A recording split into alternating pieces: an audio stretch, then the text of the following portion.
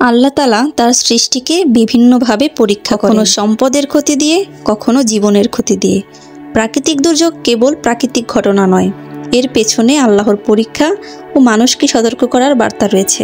আজকের ভিডিওতে আমি আপনাদেরকে পৃথিবীতে ঘটে যাওয়া ভয়ঙ্কর কিছু ন্যাচারাল ডিজাস্টার বা প্রাকৃতিক দুর্যোগের কথা বলবো। সো হ্যালো এভরিওয়ান, আসসালামু আলাইকুম। আমি সুবর্ণা আহমেদ, আপনাদেরকে ওয়েলকাম জানাচ্ছি আমার চ্যানেলে।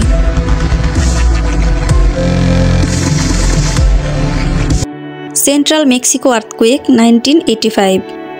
নাম শুনেই হয়তো বুঝতে পেরেছেন এই ভূমিকম্প আজ থেকে 40 বছর আগে আঘাত হেনেছিল। 1985 সালে মেক্সিকোর রাজধানী শহরে এটা অনুভূত হয়। ভূমিকম্পটা এতটাই ভয়াবহ আর শক্তিশালী ছিল যে পুরো একটা রাজধানী শহরকে এক নিমেষেই ধ্বংস করে দিয়েছিল। রেক্টর স্কেলে এই ভূমিকম্পের তীব্রতা ছিল 8.0 এবং এটা প্রায় 3 মিনিট ধরে চলেছিল। মেক্সিকোর ইতিহাসে সবথেকে তীব্র আর সবথেকে বেশি সময় ধরে চলা ভূমিকম্প ছিল এটা।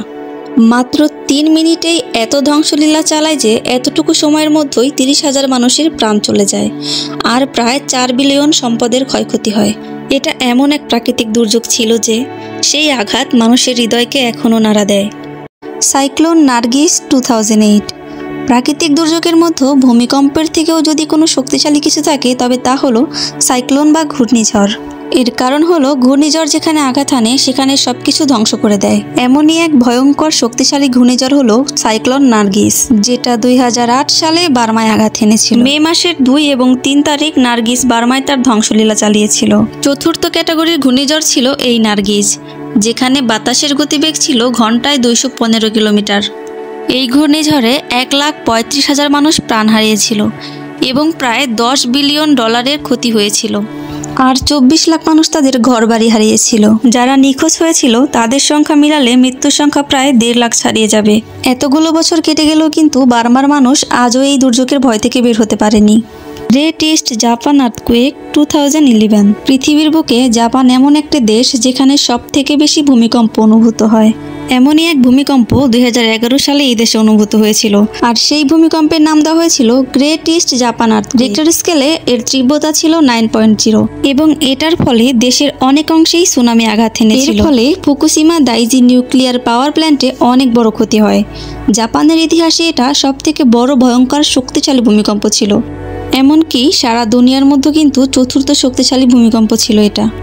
ভূমিকম্পের ফলে সৃষ্ট সুনামিতে 133 ফিট উঁচু উঁচু ঢেউ লোকালয়ে আছড়ে পড়ে। এতে করে প্রায় 15,000 মানুষ প্রাণ হারায়। এছাড়া $237 বিলিয়ন ক্ষয়ক্ষতি হয়। জাপানের ইতিহাসে এরকম ন্যাচারাল ডিজাস্টার আর অন্যটা নেই। টাইফুন হায়ান 2013।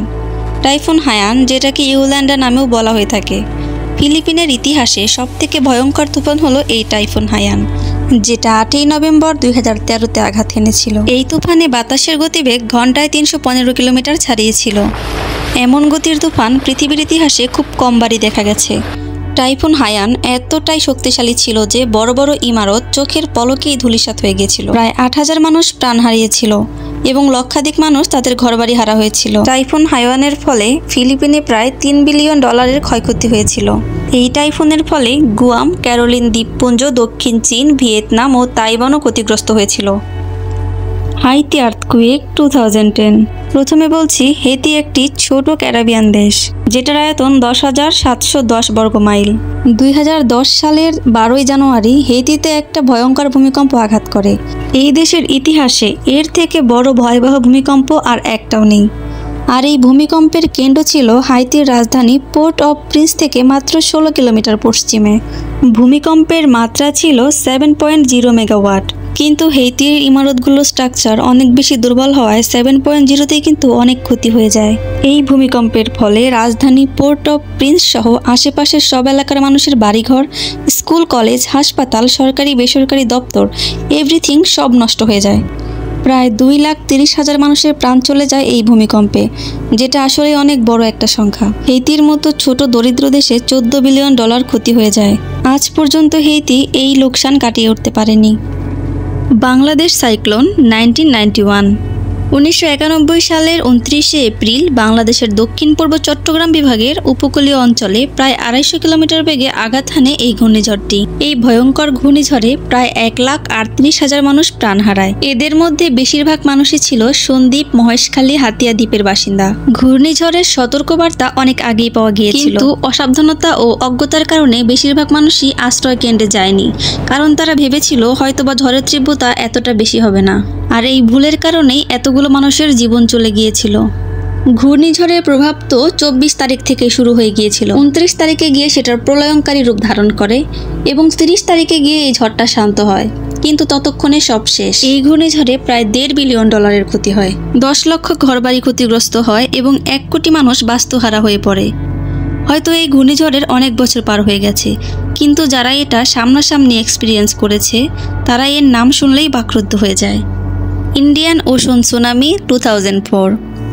এই সুনামির ব্যাপারে হয়তো আপনারা এর আগে শুনেই থাকবেন, কারণ এটা পৃথিবীর ইতিহাসের সবথেকে বিধ্বংসী ভয়ঙ্কর একটা ডিজাস্টার। এই দুর্যোগের শুরু হয় 26 ডিসেম্বর 2004 তারিখে ভারত মহাসাগরে 9.1 মাত্রার ভূমিকম্প। এটার উৎপত্তি স্থল ছিল ইন্দোনেশিয়ার সুমাত্রা উপকূলের পশ্চিম সীমান্তে। ভূমিকম্পের ধাক্কায় এত বড় বড় ঢেউ বিশিষ্ট সুনামির সৃষ্টি হয় যে এর দ্বারা একটা দুইটা নয়, পুরা 14টা দেশ আক্রান্ত হয়। এতে ছিল মালদ্বীপ, Indonesia, Bharat, Malaysia, Thailand, Myanmar, Sri Lanka, এমনকি অস্ট্রেলিয়া, ইউনাইটেড কিংডম, ইউক্রেন, আমেরিকার নামও সামিল ছিল। ঢেউগুলো নাকি 100 ফুটের মতো উঁচু ছিল। এই ভয়ঙ্কর দুর্যোগ 2,80,000 মানুষের প্রাণ কেড়ে নেয়। এই কারণে এটাকে দুনিয়ার সবথেকে বড় ডিজাস্টার বলা হয়।